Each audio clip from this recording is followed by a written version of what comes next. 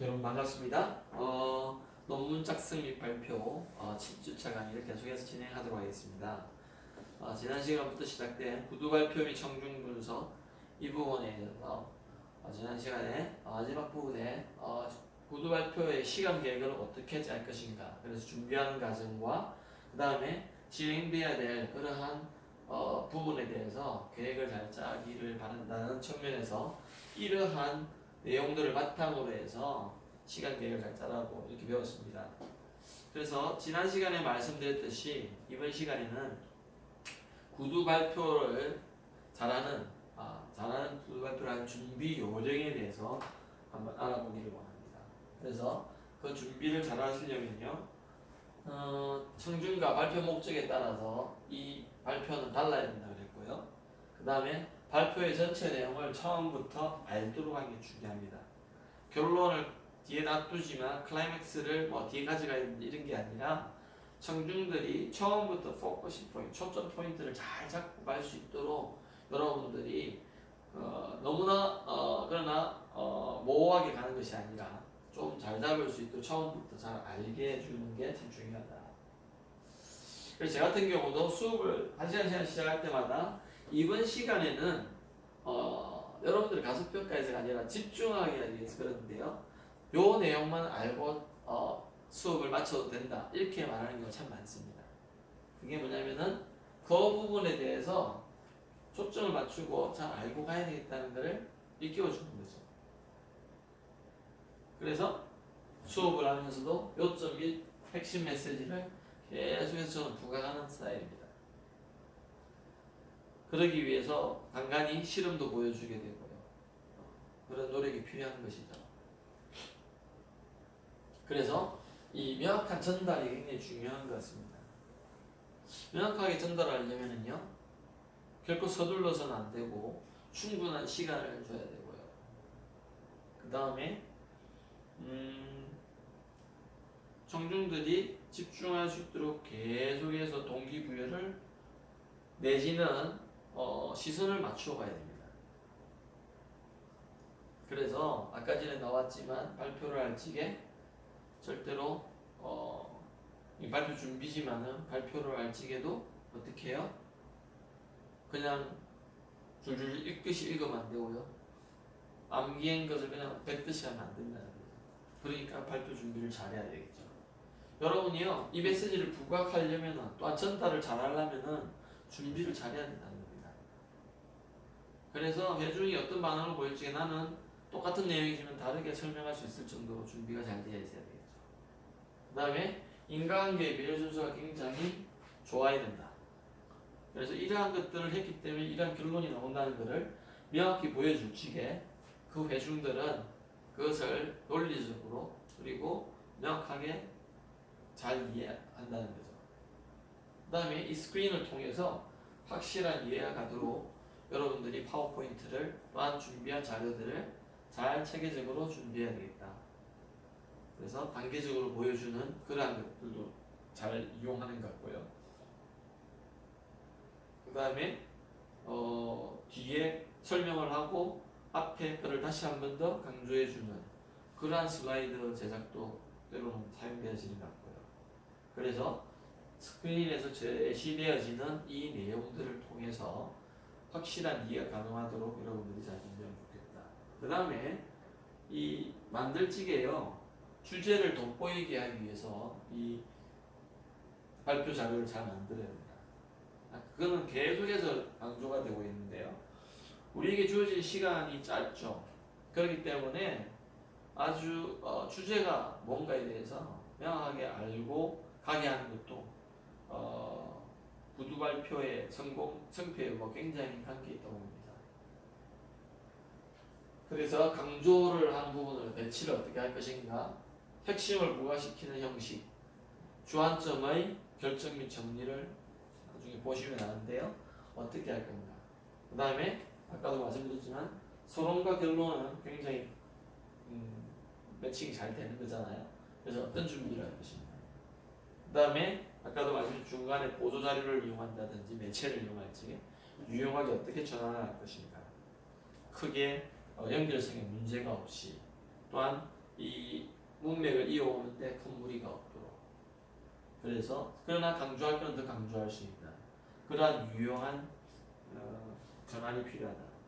예를 들어서 강조의 배치를 보면요, 이걸 이제 equal emphasis,라는 것이 뭐냐면 똑같이 강조할 때 이렇게 쓴다는 거예요. 그 다음에 descending order를 하면요, 점차 줄어드는 거죠. 내가 처음에 강조를 해놓고 이제 강조할 점을 줄여가는 거고요. 아니면은 ascending이라고 해가지고 제일 마지막에 강조할 거를 클라이막스로 남겨두는 건데, 근데 보통 뭐 이런 방법을 많이 쓰죠, 그죠? 맞습니까? 네. 실험을 하다 보면은 뭐 이게 뭐 인트로덕션, 실험, 그죠? 실험 내용 및 분석, 그 다음에 리서치 앤 디스커션 뭐 이런 식으로 우리 가잖아요, 그죠? 그래서 보통 이런 식으로 많이 씁니다. 그러나 이걸 잘하는 사람도 참 있는 것 같아요.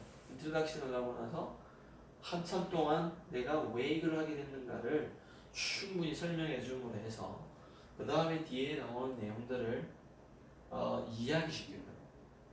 이걸 다 아는 사람이 들어오는 게 아니잖아요, 그죠? 그런 기법도 많이 씁니다. 그래서 핵심을 이제 부각시키는 우리가 요령이나 형식에 대해서 한번 보시면요. 자, 보십시다. 기술문 이렇게 해가지고 사실 또는 통계 자료로 전환을 해가지고 이렇게 돼 있고요.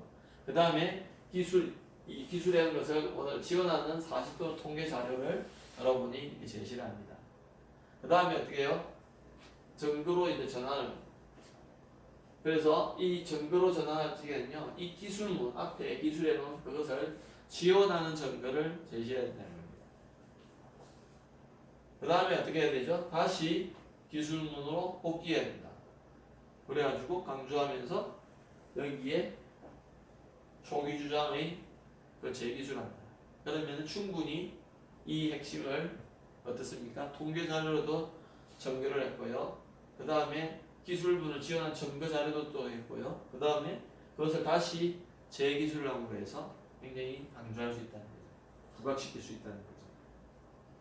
그래서 그러기 위해서 이제 우리가 주안점을 결정을 해야 됩니다. 내가 구체적으로 주되게 주요하게 전하고 싶은 그러한 안건이 어떤 건가 우리가 정해야 됩니다. 그러려면요, 연구의 계열을 준비해야 됩니다. 자, 그래서 우리가 구상회의라는 게 필요하다고 했습니다. 맞습니까? 그래서 좀 동아리, 연구 동아리를 하면서 이제 우리가 재료공학회에 가서 발표를 하려고 한다. 그러면은 적어도 3개월이나 전부터 어떻게 하죠? 연구의 계열을 준비하죠. 그게 이제 안타까운 게, 저 같은 경우는 이런 능력을 길러주기 위해서 학생들에게 의논을 해서 참고문을 한 10편 찾아와 볼래? 5편씩 찾아와 볼래? 이런 식으로 하는 게, 그게 연구의 계열을 위해서, 연구의 계열을 준비하기 위해서입니다. 그것들을 충분히 이해할 적에 의논을 하고 나서 연구의 계열과 결정이 나는 겁니다. 그래서 뭐라고 해놨습니까? 반복되는 정보나 개념을 확인해야 돼요. 자, 그럼 너희들은 뭐 할 거냐? 형광치 할 건데요. 형광치를 그러면 어떻게 되지? 액티베이트를 알아야 되고요. 오체 결정이라는 걸 알게 되고요. 그런 것들을 어떻게 분석을 하냐? 그런 것들을 반복되죠. 계속 모든 포스트에 다 들어가 있잖아요. 모든 참고문에 다 들어가 있습니다. 그래서 그 정보나 개념을 이해합니다. 그래서 사실은 저는 저 같은 경우는 이거 한 2주나 3주 동안은 우리 다른 교수님도 그렇지만 그게 설명을 하죠. 반복되는 중요한 정보나 개념에 대해서. 형광체가 뭔가, 그죠? 그 다음에 형광 강도계가 뭔가, 레이저가 뭔가, 형광의 메커니즘이 어떻게 되는가, 이런 것들은 중요한 개념이기 때문에. 그 다음에요, 주안점의 내가 정확하게 키포인트를 잡고 가야 되는 수를 제한해요. 그래서 논문을 쓸 적에도 키워드가 4개에서 5개. 발표할 적에도요, 우리가 슬라이드 실험 결과가 한 4개에서 5개, 많으면 8개. 그러나 주안점은 4개에서 6개 사이겠죠. 그래서 결국 목적에 맞는 주안점을 찾는데요. 이 주안점은 그 제목에 거의 다 들어가 있다고 보시면 됩니다. 제목. 우리가 예를 들어서 만약 포토루미니센스 efficiency of 뭐 phosphorus, 뭐 phosphoruse에 대해 있으면 결정성도 들어가야 되고요. 그 다음에 어떻습니까? 샘도 들어가게 되고요. 그 다음에 형광등독의 형광, 여기형광 뭐 이런 스펙트럼, 그죠? 그런 것들에 대해서 다 들어가죠. 그래서 여러분들이 뭐 재료학회에 온 청중들에 맞는 주안점을 찾아야 됩니다. 청중들이 잘 알고 있는가? 모르는 것 같으면은 내가 여기서 했던 개념들을 쉽게 설명을 좀 해준다든지, 청중이 원하는 게 뭔가에 대해서 사전에 알고 있어야 되겠죠. 선호하는 것, 요구하는 것 이런 것들에 대해서 우리가 연구한 것들 가운데 주안점을 찾아봐야 된다. 그래서 학회를 가다 보면요, 여러분 주안점은 많이 그냥 제안을 좀 받습니다. 제안을 받죠. 그리고 내가 연구한 분야가 뭐 엄청난 넓은 범위의 그런 필드가 아니죠. 아주 작은 부분에 있어서 또 작은 어떤 하나의 현상들, 그런 것들에 대해서 우리가 좀 깊게 연구하는 것이기 때문에 주안점을 잘 찾을 수 있는데, 결정할 수 있는데, 자, 정리를 할 적에는요, 범주를 선정하기 위해서, 이 범위를 선정하기 위해서 우리가 유사성의 원리를 사용해야 됩니다. 그래서 제가 말씀드렸죠. 참고문을 많이 읽거나 아니면은 또 한편으로 어떻습니까? 이 발표를 신청할 적에 어느 세션에 신청하는지, 아니면은 포스트에 어느 섹션에 들어가 있어야 되는지, 뭐 이런 것들을 우리가 유사성의 원리, principle of analogy라고 하는데요. 그 다음에 시간과 공간형에는 건조의 원리가 있다. 이게 이제 포스트 발표할 때 필요하고, 뭐 구두 발표할 적에도 룸마다 정해주잖아요. 시간하고, 그죠? 그래서 이런 건조의 원리. 그 다음에 원인과 문제 해결형에는요, 완결의 원리가 필요해요. 그래서 principle of completeness, 얼마나 완결되는가. 그래서 이러한 원리를 생각을 하면서요, 내가 주안점을 정해야 된다는 겁니다. 다시 설명할게요. 이러한 유사성이나 내가 어떤 세션에 가서 발표할 때도 다른 것들 말하면 안 되잖아요. 주안점이 비슷한 그러한 세션에 가서 말할 거기 때문에 그거에 따라서 우리는 주안점을 정리해야 된다는 것이고요. 그래서 이러한 주안점을 정리할 때 고려해야 될 그런 원리들. 그 다음에요, 이렇게 내용을 이제 어떻게 구성할 건가. 그래서 발표를 할 때 보면요, 제가 항상 말씀드리지만 서론과 본론과 결론에 있어서 10, 80, 10 이러한 형태로 시간을 배정해라. 그래서 저도 마찬가지인데, 저는 12분 발표다 그러면요, 서론에 한 2분 하고요, 본론에 한 9분 하고 결론에 1분 정도 이렇게 발표를 배정을 합니다. 그러니까 동기부여라든지 필요성을 좀 더 설명할 게 많을 수도 있기 때문에, 그 다음 발표 내용을 청중에게 미리 알려줘야 되죠. 미리 알려줘야 됩니다. 그래서 이 서론 부분에 있어서 시간이 좀 더 들어갈 수도 있습니다. 그래서 제목은 핵심 메시지, 아까 전에 주안점 그런 것들을 다 포함하는 그런 핵심 메시지를 맞춰야 됩니다. 그래서 어떤 분들은요, 제목을 말하면서 그냥 서론 부분을 말씀 다 하는 분도 있어요. 말씀 다 하는 분도 있어요. 그래야지 어떤 내용을 확실하게 말할까를 제시해 주기 때문에. 그 다음 연구 목적은요, 3가지 이하로 요약해라. 우리 같으면은 포스포에 만들었다 하면 결정성 바르죠. 그 다음에 뭐 있습니까? 표면 현상 같은 거 하죠. 아니면은 또 형광 효율 측정, 뭐 이런 것들로 3가지 이내로. 아니면 성분 분석 서너 가지로. 그 다음에 결과 및 토의의 처리 방법에 대해서 신경을 써야 된다. 결과 및. 그래서 results and discussion 어떻게 할 건가. 그래서 결론은 아까 전에 말한 서론에서 말한 아니면 제목에서 말하는 연구 목적과 아주 일체감을 이루게 합니다. 그래서 효율이 좋은 형광체를 만들 수 있었다. 그런 것들에 대한 결론이 모아지게끔 해야 합니다. 이게 스토리텔링에 있어서 여러분들이 시작하게 된 동기와 이 목적들과 이런 것들이 다 일체감이 있어야 된다는 거죠. 결과들까지. 그 다음에 질의응답에서 간략한 답변을 제시한다. 제가 말씀드렸잖아요. 잘하는 발표자는요, 구두 발표에서 잘하는 발표자는 정말로 준비된, 내가 준비된 그 답이 있는 질문을 이끌어낼 수 있는 자. 굉장히 어렵습니다. 그래서 제 같은 경우도 예를 들자면 수업을 했는데 여러분들 발표하면 질문 잘 안 하잖아요. 제가 충분히 질문할 다른 학생이 발표할 적에 질문해라고 해도 잘 안 하는데 정말로 발표를 잘하는 사람들을 보면요, 이러한 질의응답을 잘 하더라고요.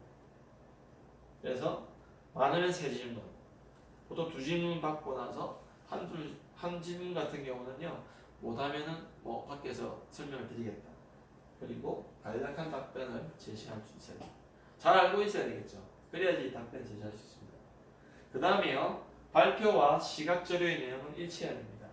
이것은요, 뭐 연습만 많이 하면은 무조건 일치하게 되어 있습니다.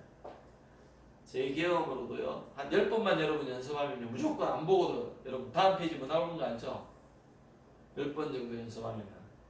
전체 여러분 12분 발표하면요, 슬라이드가 아무리 많아도 20장이거든요. 그런데 여러분 서론하고 결론 3장, 4장 빼고 나면요, 16장만 이제 본론인데, 근데 그것들을 여러분 10번 정도 발표했는데 못 외울까요? 다 배우죠. 그렇기 때문에 충분히 숙지하고 있어야 됩니다. 왜? 시각 자료는 이제 못 바꾸죠. 발표할 때는 들어가서 이제 내가 애드립을 얼마나 할 거냐, 아니면은 근데 12분 발표할 때 애드립 거의 없어요. 못 합니다. 아주 능수능란한 사람 아니면요, 그냥 거의 외우다 식으로 하는데 안 외우는 것처럼 할 수 있어요. 연습을 많이 하면은. 그 다음에요, 여러분 좋은 주제를 이제 주안점을 이제 잘 생각을 해야 되는데, 주제를 선정하기 위해서는요, 발표의 주요 단계들도 생각을 해봐야 되고요. 그다음 좋은 발표를, 좋은 주제의 발표, 좋은 목적인가? 이게 또 오리지널리티가 있으면서 아주 값어치 권위가 있는 그러한 정보를 담은 지식인가? 그 다음에 연구 전략은 어떤가에 대해서 우리가 생각을 해야지 좋은 주제를 선정할 수 있습니다. 근데 이제 아직까지 우리는 이 정도 수준은 되지 않죠. 학부생에 있어서는. 왜냐면은 주제를 선정하는 데 있어서 굉장히 우리가 어떤 소극적이잖아요. 그죠? 그럴 수밖에 없고 또 너무 범위가 좁습니다. 그렇기 때문에 조금은 이러한 어떤 방법들을 조금은 생각해 볼 수 있지만 굉장히 획기적인 좀 다른 그러한 주제를 선정하기에는 제한이 있는 것 같습니다. 그래서 그러나 여러분들이 얼마나 이런 것들로 포장을 잘 하는가는 똑같은 실험 결과를 줬을 적에 조별마다 달라요. 많이 다르지 않지만요, 적어도 20% 30%는 다르더라고요. 그래서 여러분들이 잘 생각해 보시고요. 그래서 발표의 이제 주요 단계별로 한번 살펴보십시다. 주요 단계를 살펴보면요, 여러분 주제를 생각할 적에 주제 선정을 먼저 해야 돼요. 주제 선정을 할 적에 상황과 청중의 그런 인자들, 요인들을 분석을 해야 된다. 거기에 합당한 주제를 선정해야 되겠죠. 그래서 주제 선정을 했을 때 주제 연구를 하는데 이 목적을 다 설정을 해서 상호관계를 잘 생각해야 한다. 맞죠? 그러면서 우리는 이제 실험 연구 계획을 짜가야 되잖아요. 그래서 개요의 사전 준비와 준비의 적절성을 검토를 해야 되겠죠. 맞습니까? 자, 시료는 잘 준비된가? 이런 시료 준비하면 돼? 안 돼? 맞아, 돼. 그 다음에 이런 장비 사용할 수 있나? 그죠? 그 다음에 데이터 처리는 어떻게 하지? 이런 것들이 개요적으로 사전 준비가 잘 돼 있어야 된다는 거죠. 그 다음에 이 정도 하면 되니 그래 검토를 해야 되고요. 그 다음에 개요에 공식적으로 준비를 해야 됩니다. 자, 이제 큰 그림을 플로우 차트를 짜서 이제 잘 됐어. 공식적으로 준비를 하고 그걸 가지고 이제 발표 연습을 하는 거죠. 예를 들어서 우리 같으면은 개요의 사전 준비를 하면 발표를 위해서는 어떻게 해야 됩니까? 모든 데이터가 다 측정이 되어 있어야 되죠. 그림으로 그려져 있어야 되고요. 그 다음에 이러한 목적을 생각해서 이 정도 준비하면 되나? 슬라이드 몇 개 나오겠는데 되는가를 검토해 봐야 되고요. 그 다음에 이것들 가지고 공식적으로 준비하고 본격적으로 발표 연습을 한 4주를 놔둬놓고 3주를 놔둬놓고 들어가기 시작하는 거죠. 그게 발표의 주요 단계입니다. 그래서 여러분들이 이러한 것들을 잘 따는데 한 2달 정도를 소요해야 됩니다. 2달. 그래야지 정말로 좋은 발표가 나옵니다. 그래서 그 중에서 좋은 발표 주제를 하기 위해서는요, 어떤 건가 보십시다. 발표자에게 중요하고 재미있는 것이야 됩니다. 관심이 끌 수 있는. 발표자의 포커싱이 맞춰져야 된다. 발표의 주인공은요, 발표자가 아니고요, 이제 발표자가 자기가 내가 하는 의미를 충분히 깨닫고요, 그 다음에 거기에 보람이 있어야 되겠죠. 또 흥미도 있어야 됩니다. 내가 재미없이 발표하면은 회중도 마찬가지잖아요. 그래서 보면은 그 청중에게 또한 의미가 있고 중요한 것이 돼야 됩니다. 내만 재미있고 중요하면 안 되고요.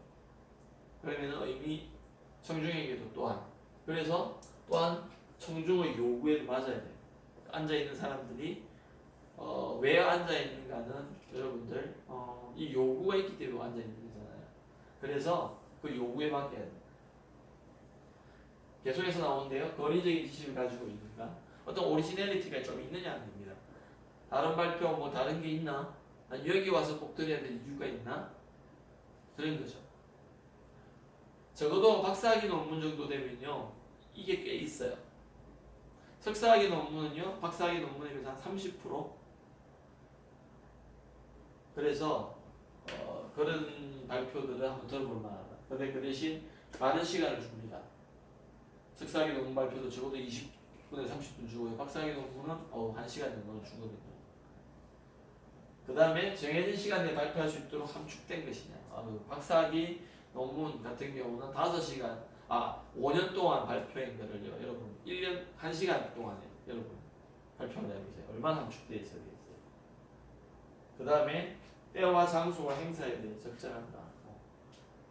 표현공학회 같다 라든지 어떤 행사에 적절하게끔 우리가 이 좋은 발표 주제를 선택해야 된다. 똑같은 연구 실험 결과인데도요, 주제를 약간 달리 할 수 있습니다. 여러분이 해석을 좀 달리 해야 될 것이고요. 예를 들어 표현공학회 갔을 때와 재료학회에 갔을 적에는 똑같은 실험 데이터를 가지고 측정을 좀 달리 할 수 있거든요. 표현공학회 갔으면은 셈이나 성분 분석인 것들, 결정성인 부분을 좀 더 강조할 수 있을 것이고요. 재료공학회나 형광치학회 가서는 형광 발표를 좀 더 중요시하는 그러한 주제를 우리가 선정할 수 있을 것 같습니다. 그래서 그 공학회에 오는 사람하고요, 표현공학회 오는 사람하고 요구가 달라요. 그 요구에 맞게끔 우리 정보를 제공을 해주면 참 좋겠죠. 그 다음에요, 좋은 목적은 봅시다. 어떤 목적인가? 발표자가 내가 이루고자 하는 것을 명확하게 간결하게 잘 알리는 것. 그리고 어떤 것을 청중에게 이해시키고 믿게 하고 행하게 할 것인가를 명확하게 기술해 주는 것입니다. 한두 줄로 이걸 설명한다는 게 굉장히 쉽지 않죠. 그래서 충분히 발표자는 그 발표 내용을 이해하고 있어야 된다는 겁니다. 그 다음에요, 주제에 관련된 것에 아주 초점을 맞추는 그런 목적을 설정을 해라. 당연하겠죠. 그리고 새로운 발상과 정보와 좋은 등으로 청중에게 보탬이 되게 해야 됩니다. 그래야지 청중이 만족도가 높아질 것이고요. 그 다음에 계속해서 그러한 발표들을 들으러 오려고 하겠죠. 그죠? 그래서 저는 수업을 들어가면서 참 이런 걸 해주고 싶은데요, 한계가 있는 것 같아요. 그래서 이번 시간보다는 다음 시간에 아이들이 기대하고 오고 싶고 이렇게 하는데 참 쉽지는 않아요. 그 다음에 여러분들이 감당할 수 있는 한도 내에서의 주제를 선정해야 돼요. 그것의 목적이 너무 광범위해서는 안 되겠다. 연구 주제, 아니 발표 주제에 맞는 그런 목적을 당연히 선정해야 돼요. 이거는 그러면 몇 번 하다 보면요 이런 실수는 안 하게 되죠. 그 다음에요 마지막으로 한 페이지만 더 하겠습니다.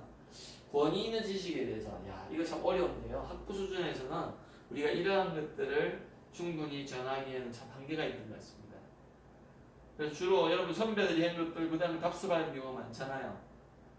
근데 실제적으로 요즘 뭐 학부 학생들이 학술 등재지도 논문을 내고 하는데요. 정말로 자기가 그 충분히 이해하고 기술만 한다면 참 좋은 경험이고 훌륭한 업적이라고 생각합니다. 불과 여러분 20년 전에는요. 제가 여기 처음 왔을 적에는 그런 거 꿈도 못 꿨습니다.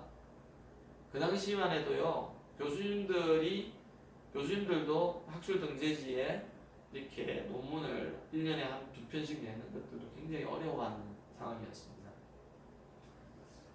근데 학부 과정에서 논문을 제출하고 뭐 이런 발표를 할 수 있다는 건 큰 혜택이고요. 큰 업적이라고 생각을 해요. 그러나 그것을 내는데 자기가 얼마나 공헌을 했는가는 우리가 좀 더 깊게 생각해 봐야 되는 문제입니다. 그래서 권위 있는 지식에 대한 주요 문제나 관심의 대상이 돼야 되는데 그런가 과연? 예를 들어서 30년 전에 했던 연구들을 지급한다면 전혀 권위적이지 않겠죠. 그죠? 존경받는 자, 권위자가 말할 수밖에 없는 그런 건가. 그러니까 그러려면요, 이 권위라는 것은 뭐 내가 위치가 뭐 있어야 된다 이런 것도 있지만, 야 그럼 발표를 할 만한 충분한 노력과 에너지와 열정과 어떤 이해도와 그 다음에 깊이가 있는가, 그게 참 중요하죠. 아무리 대학원생이라도 여러분 그 한 분야에 대해서는 권위자가 될 수 있는 겁니다. 교수님들보다 더 잘할 수도 있어요. 어떤 작은 분야에 대해서는. 그런 것들이 넓어질지 우리가 박사라고 하잖아요. 그죠? 조금 넓어질지. 그러니까 박사학위를 저는 어떻게 보냐면 혼자 이러한 권위를 가지고 수 있는 지식에 대해서 탐구할 수 있는 능력을 갖춘 자, 이렇게 표현하고 싶습니다. 대단한 라이센스가 아니라. 그 다음 가장 최근에 개발된 중요한 것인가. 그래서 제가 뭐라고 그랬죠? 참고 문헌을 3년에서 1년에서 최근부터 3년까지 정도만 하는 그런 습관들을 들여야 된다. 그 다음에 지역적으로 중요하면 실제로 적용이 가능한 것인가. 예를 들어 재료 파트 부분에서는 우리가 뭐 학술보다는 표면공학회다. 그러면은 어떤 지리적인 지역이 아니라 어떤 연구 영역에 있어서 그런 분야에 대해서 중요하고 실제로 적용이 가능한가. 이런 것들에 대해서 우리는 좀 깊게 생각하면서 우리가 이 권위적인 지식에 대해서 부분에 대해서 해야 됩니다. 다음 시간에 여기서부터 다시 시작하면서요. 우리가 이제 그러니까 구두 발표 이 부분에 대해서 아마 다음 주에 마칠 수 있을 것 같습니다. 여러분들도 예습과 복습을 철저히 해서 발표 준비도 잘 해가는 그런 한 학기가 되기를 바랍니다. 네, 수고하셨습니다. 고맙습니다.